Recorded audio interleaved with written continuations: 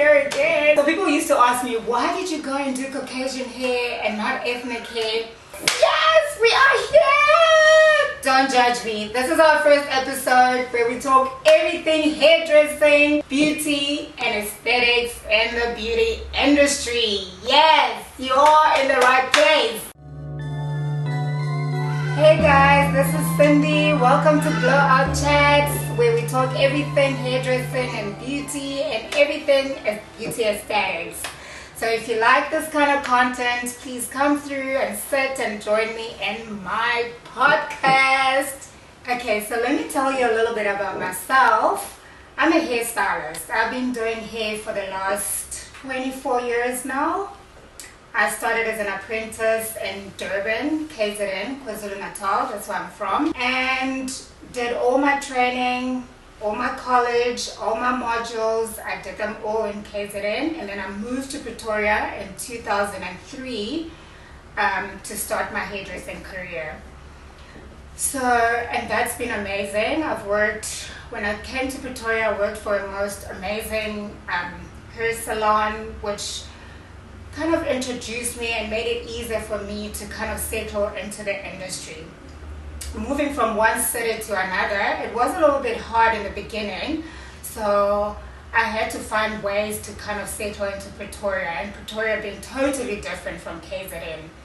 But I managed, you know, and then eventually I had moved to Johannesburg, where they did open another branch in Johannesburg. I worked for Hairdressing Hairdressing when I first moved to Pretoria. So, and then opened another branch in Johannesburg, and that's when I started working in Joburg for almost 15 years. I did then go and open my own salon later on, which I ran for 11 years. And then I'm back in Pretoria. Yes, we're back here again. So yeah, to start all over again. So let me tell you a little bit about my experiences in the industry. First of all, because I started out right from the beginning working as a hairstylist for Caucasian hair. So that was a little bit of a challenge for me because, you know, I had to gain trust from my clients, and that was something that I had to work on my confidence and show them exactly that I know what I'm doing. So, you know, starting out with that path, it was a little bit hard for me, but hey, we went there, we're here now, so I can do it. You know, like I said, 24 years later, child, they better know who I am. So yeah, so people used to ask me, why did you go and do Caucasian hair and not ethnic hair? For me, I studied both. I did ethnic and Caucasian, but when I started working, I was very much interested in Caucasian hair. I was very curious in Caucasian hair, so that's why I ended up doing that more than I did with ethnic hair, which I can do, but like I said, it was just out of curiosity and interest, and I fell in love with it. Yeah, so in all my curiosity and all of that, let me tell you a story. So when I had just qualified, I think it was like my third year or second year as a qualified stylist, I had to do this other girl's hair. She wanted to go from blonde to dark, right? And we all know the chemistry. As hairdressers, we know the chemistry. If you're going from blonde to dark, what's going to happen to the hair? Some way, somehow, I forgot my theory, right? And so I mixed my formula totally wrong. Actually, I didn't. I just used a straight base color on my blonde client. Did the hair not go green, khaki? You know that feeling? You're at the basin and you're like washing the hair and you're like, oh my word, what did I just do? Like, what is this?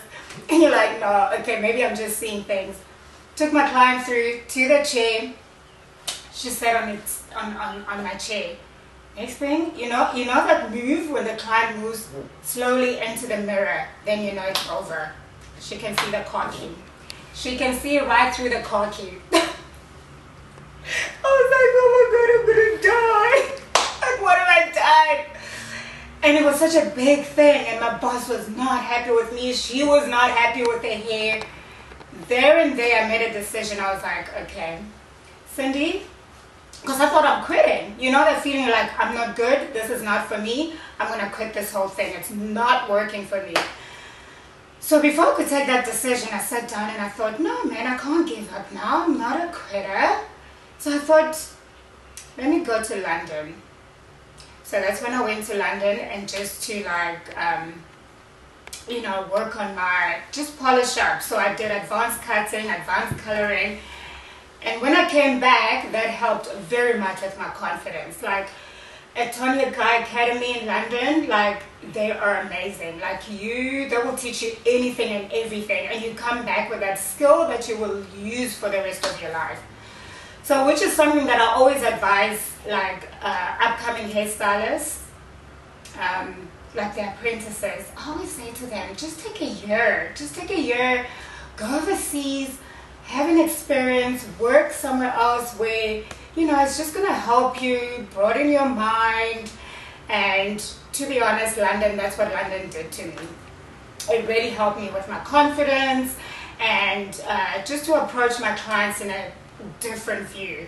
So yeah, so that's part of my experience, the worst thing that has happened to me. And it never stops, it never ends, really. I always say to new stylists, you are going to have that one client that you're going to do so bad. Don't distress, it's going to happen. It's just one client. Yes, maybe there's going to be another one, but that doesn't determine who you are as a stylist. You're going to improve, you're going to do better. So hang in there, babes, just hang in there and do right. Okay, now let's talk about the fun stuff that I have experienced in my journey as a hairdresser.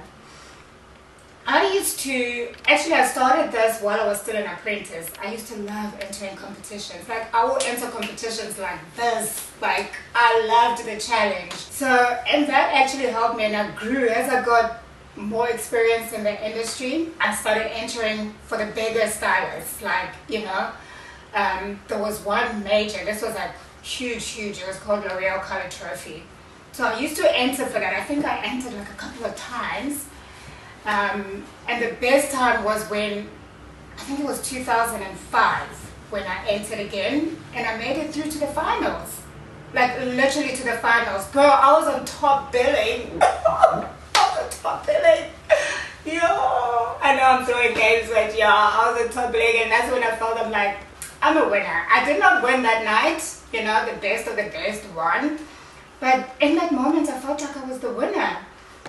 So, have confidence to enter competitions. Competitions are fun. I think they just bring out that creativity in you. You explore more, you feel more creative. Because in the salon, we don't do a lot of creative work. It's, your balayage, your highlights, your one step color, root touch up, whatever. But when you enter competitions, it brings out that creativity. So I would advise stylists to enter once, twice, whatever. Just, it will just boost your creativity. Like, play with those colors. It is so much fun. Honestly, it's so much fun. So my advice, do that. It will help you with your creativity to just get far. And also you will broaden your clientele, because we do get stagnant. You do get stagnant where you find yourself just doing the same things, or you're just comfortable with the blondes, or you're comfortable with brunettes. And we need to broaden. We need to broaden ourselves. Try something different. And to be honest, I'm not a wild girl.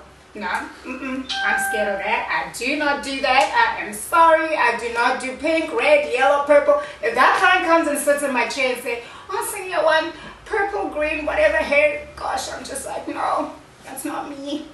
I just don't do that. And I'll be honest with the clients, I just don't find fun in it. There are people that are more that creative, but I just don't find much fun in it.